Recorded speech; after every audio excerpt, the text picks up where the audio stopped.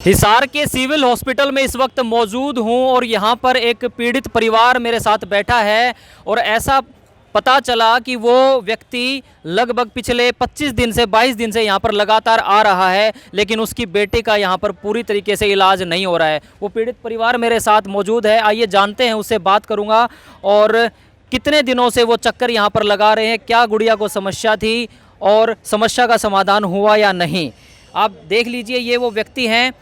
Sir मुझे ये बताइए, ये जो आपने हाथ में कागज़ लिए हुए हैं, इस पे कुछ टेस्ट लिखे हुए हैं, सिलसिलेवार तरीके से शुरू से बताइए। आपके साथ आपकी बिटिया बैठी है, समस्या कहाँ से शुरू हुई थी, क्या तकलीफ़ हुई थी, कब से आप सिविल हॉस्पिटल में आ रहे हैं, शुरू से बताइए। तो मोहित जी, आपका बहुत बहुत धन्यवाद। आपने इस मुद्दे को उठाने के लिए यहाँ पे आए, हमारी बातचीत जानने के लिए आए। पहले भी, आपसे पहले भी काफ़ी मीडिया के साथी भी यहाँ पहुँचे थे सिविल हॉस्पिटल के अंदर। पिछली 25 तारीख से मेरी ये बेटी है, सिमरन नाम है, 15-16 साल की बेटी है।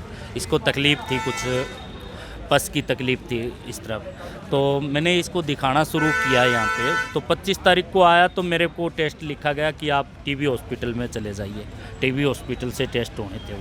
मैंने 4-5 दिन वहाँ लगातार चक्कर काट के टेस्ट वहाँ करवाए। उसके बाद फिर मैं आया सिविल हॉस्पिटल में, जिस डॉक्टर को दिखाना था उनको दिखा, तो उसने फिर टेस्ट लिख दिया एक कि आप ये टेस्ट करवा लो। वो टेस्ट यहाँ सिविल में होता नहीं, बाहर से मैंने करवाया, वो दिखाया। तो उसके बाद में इन्होंने जो है ना अल्ट्रासाउंड लिख दिया। अल्ट्रासाउंड भी 4 दिन चक्कर काटने के बाद आज हो पाया है। मतलब ये देखिए, मैं एक बार रोकना चाहूँगा, ये देख लिए, इनके पास जो रिपोर्ट है उसके ऊपर डेट लिखी हुई है 2 मई 2023, यानी कि आज 17 तारीख हो चुकी है। 15 दिन पहले इन्होंने ये टेस्ट करवाया। इससे पहले ये है, इससे भी पहले ये वाला है, ये देख लीजिए आप, इसके ऊपर भी मेंशन है डेट 28/4/2022 को, यानी कि यहाँ पर लगभग ये 20-22-25 दिन से ये चक्कर पहली काट बार रहे जब हैं। आया था, मैं 25 तारीख को आया था, 25/4/2023 को पहली बार आए थे ये। मतलब ये है। तो दूसरा, यहाँ जो समस्याएं आ रही है, अल्ट्रासाउंड आज 4 दिन के बाद ये पर्ची बनी और इस पर्ची पे भी अल्ट्रासाउंड नहीं हुआ। तो मैंने सीएमओ से मिला, सीएमओ ने कहा कि ये मेरे अधिकार क्षेत्र में नहीं है, आप पीएमओ से मिले 109 नंबर में, जहाँ पे डॉक्टर रत्ना मैं भारती एक बार रोकना PMO चाहूँगा आपको, सीएमओ ने आपको ये बात बोली या पीएमओ ने बोली कि मेरे अधिकार क्षेत्र में नहीं है? सीएमओ ने ये कहा कि ये मेरा काम नहीं है, ये इस काम के लिए आप पीएमओ से मिलिए 109 नंबर में, जहाँ पे पीएमओ जो है आजकल दिन जो है डॉक्टर रत्ना भारती है। मैं वहाँ गया, पहले गया तो मेरे को किसी ने घुसने नहीं दिया, क्योंकि ये अपने बाहर चौकीदार बिठाए रखते हैं। अंदर बोला मीटिंग चल रही है। 2 घंटे के बाद फिर गया तो फिर नहीं घुसने दिया। अरे मैंने कहा बात तो करने दो यार पीएमओ से। फिर लास्ट में मैं मीडिया के साथी लेकर के गया, पीएमओ से बातचीत मेरी हो पाई, तब जाकर के ये अल्ट्रासाउंड हुआ है। इससे पहले मैं आपको बता देता हूँ, जब भी मैं आया हूँ यहाँ पे या और पेशेंट आते हैं, उनको हर रोज़ एक पर्ची के ऊपर नंबर लगवाना पड़ता है। क्यों भाई? आपने आज पर्ची बनाई है तो कम से कम 7 दिन तक चलनी चाहिए ना पर्ची। हर रोज़ आए तो हर रोज़ पहले आप एक लाइन में लगो, फिर पर्ची लगेगी। फिर आपको कोई टेस्ट कराने हैं, आप 4 दिन चक्कर काटो, उसको आगे से आगे भेजते रहेंगे। फिर आप अगर आते हो खिड़की के पास में, 11:30 बजे इनकी खिड़कियाँ बंद हो जाती हैं। आप अंदाज़ा लगाइए व्यूवर्स, जो भी लोग देख रहे हैं, इस मई महीने की चिलचिलाती गर्मी में ये अपने गांव से अपने बच्चे को लेकर के यहाँ पर आए हैं और यहाँ पर आने के बाद भी जब सीएमओ ये कहते हैं कि ये मेरे अधिकार क्षेत्र में नहीं है, चीफ मेडिकल ऑफिसर जो कि पूरे ज़िले का एक होता है जिसके अधिकार में सारी जो है स्वास्थ्य सुविधाएं उसके अंडर में आती है, और उनका एक मरीज को ये कह देना कि ये मेरे अधिकार क्षेत्र में नहीं आता, आप सोच करके देखिए। हाँ जी। फिर पीएमओ से मेरी बातचीत हो पाई, तो पीएमओ के इंटरफेयर करने के बाद ये अल्ट्रासाउंड आज हुआ है इसका। जब हमने तो चलो अपनी आवाज़ बुलंद की, हमने आवाज़ उठाई या अपनी मांग अधिकार के लिए हम अफसर के पास गए, डॉक्टर के पास, तो हमारा अल्ट्रासाउंड हो गया। और आदमियों का क्या होता है? बिल्कुल, मुद्दा यही है, क्योंकि इन्होंने थोड़ी सी आवाज़ उठाई, इन्होंने हिम्मत दिखाई, ये पीएमओ के दरवाजे तक पहुंचे तो इनका काम हुआ। ये आम लोग एक बार देख लीजिए, ये भोले भाले लोग, ये भी अपनी फरियाद लेकर, अपनी रिपोर्टें लेकर यहाँ पहुंचे हुए हैं। इनकी कोई जान पहचान अगर नहीं है तो आम आदमी के काम क्या होंगे ही नहीं? क्या उस व्यक्ति के काम होंगे नहीं जिसकी थोड़ी सी भी जान पहचान नहीं है, क्या जिसको नॉलेज ही नहीं है पीएमओ का दफ्तर कहाँ पर है, वो इलाज आखिर करवाएगा कैसे? और एक बात और इन्होंने बताई कि सिर्फ टेस्ट ही टेस्ट लिख रहे हैं 20-22 दिन से, इलाज तो अभी तक शुरू ही नहीं हुआ, मेडिसिन तो अभी तक देनी शुरू ही नहीं हुई। आज की और बात बताता हूँ, 3 टेस्ट मैं पहले करवा चुका, एक जिसमें बाहर करवा 450 रुपये में, यहाँ टेस्ट ही नहीं। आज फिर डॉक्टर ने टेस्ट लिख दिए कुछ कि यहाँ पे इतने सारे कमरे बना रखे हैं, पहले आप एक कमरे में जाइए ये टेस्ट करवाने के लिए।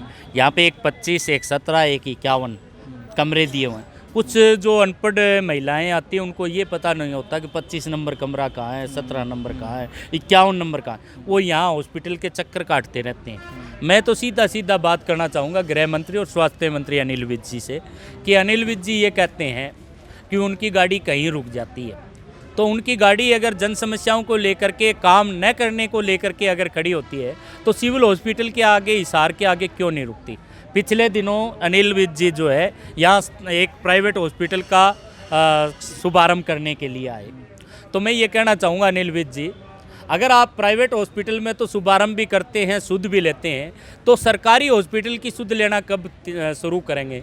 दूसरा, अगर आपको इतना प्यार पुलिस मुलाजिमों से है, थाने में आप रेड करते हैं, तो आप एक रेड हॉस्पिटल में भी कर लीजिए। दूसरे के घर में ताकने की बजाय अपने घर में भी तो देख लेना क्या हो रहा है। बिल्कुल रण सिंह जी, मैं यही बात इससे जोड़ते हुए एक बात कहना चाहूँगा। इनका कहने का मतलब ये है कि हरियाणा के जो गृह मंत्री अनिल विज जी हैं, उनके अंडर गृह मंत्रालय तो है ही है, साथ में स्वास्थ्य मंत्री भी अनिल विज जी हैं। इनका कहने का मतलब है ये सिविल हॉस्पिटल के बिल्कुल सामने जो सर्वेश हॉस्पिटल का औपचारिक उद्घाटन करने तो वो 14 मई को यहाँ आए थे, और नरवाना में उन्होंने थाने में SHO समेत 5 पुलिसकर्मियों को सस्पेंड भी किया था।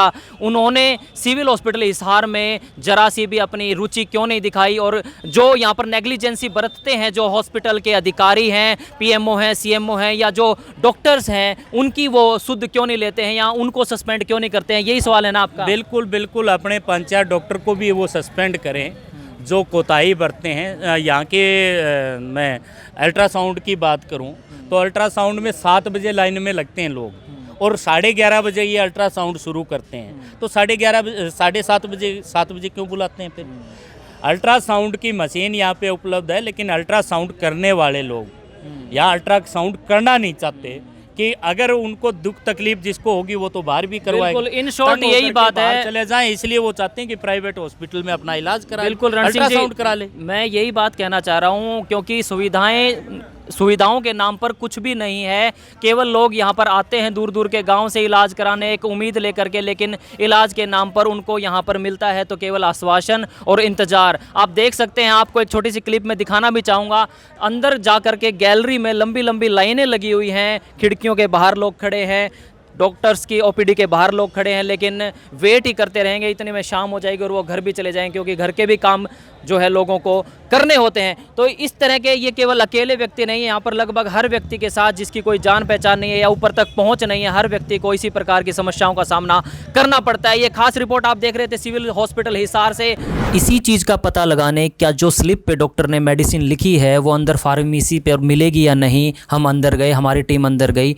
अंदर जा कर के फार्मेसी के इंचार्ज ने उसके ऊपर साफ साफ लिख दिया कि हमारे पास ये तीनों टैबलेट्स नहीं हैं। जो पीड़ित व्यक्ति काफ़ी लंबे समय से यहाँ परेशान हो रहा था, डॉक्टर साहब ने आज उनको 3 टैबलेट लिख के दी हैं। ये देख लीजिए आप पर्ची पे, टैबलेट नंबर 1, 2, 3। जब ये गुड़िया मेडिसिन हॉल में अंदर दवाई लेने गई मेडिकल स्टोर पे, सिविल हॉस्पिटल के सरकारी मेडिकल स्टोर पे, तो उसको साफ साफ लिख दिया कि हमारे पास अवेलेबल नहीं है, और साइन भी लिख के दिया है, बाकायदा साइन करके दिए हैं आज की डेट में। और ये देखिए नीचे लिखिए तीसरी डाइक्लोफिनेक जो दर्द निवारक होती है, सबसे कॉमन साल्ट होता है, वो भी इनके पास अवेलेबल नहीं है। अब आप सोच लीजिए सिविल हॉस्पिटल का हाल क्या है। और सर्वेश हॉस्पिटल के अंदर विज साहब जो हैं परसों ही आए थे, 14 तारीख को यहाँ पर उद्घाटन करके गए थे, और सिविल हॉस्पिटल में डाइक्लोफिनेक अनअवेलेबल है। अब आप सोच लीजिए कि इस सरकारी अस्पताल का क्या हाल है। एक छोटी से छोटी जो दर्द को ठीक करती है वो इनके पास टैबलेट नहीं है। जो TDS में लिखी, जो इस गुड़िया को 3 टाइम लेनी थी, सुबह दोपहर शाम, वो यहाँ पर अवेलेबल नहीं है सर। अब आप सोच लीजिए, मैं माननीय गृह मंत्री, स्वास्थ्य मंत्री अनिल विज जी से ये रिक्वेस्ट करना चाहूँगा। आपने खुद ये बात कही थी कि मेरी गाड़ी कहीं भी रुक सकती है, तो एक बार गाड़ी के पहिए सिविल हॉस्पिटल हिसार में ज़रूर रोकें, और इस चीज़ के ऊपर स्ट्रिक्ट एक्शन आपको लेना चाहिए। धन्यवाद। देखते रहिए HN24 न्यूज़।